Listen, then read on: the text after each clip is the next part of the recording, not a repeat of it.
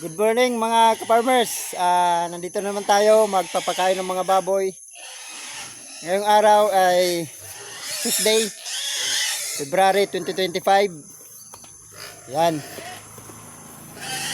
Pakain na naman tayo ulit. Ito lang naman ginagawa ko araw-araw eh. Araw-araw tapos ibang trabaho pag natatapos kumain. Pagkakainin ko na naman sila.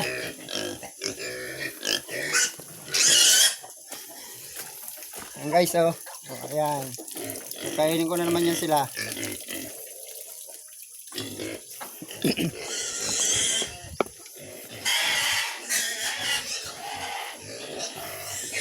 Yan, kasi araw-araw yan yung ginagawa ko eh.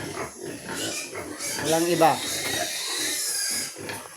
Mayroon, gagawa tayo ng mga ibang trabaho tulad ng pagkukupra, construction, nagko-construction din ako. Yan.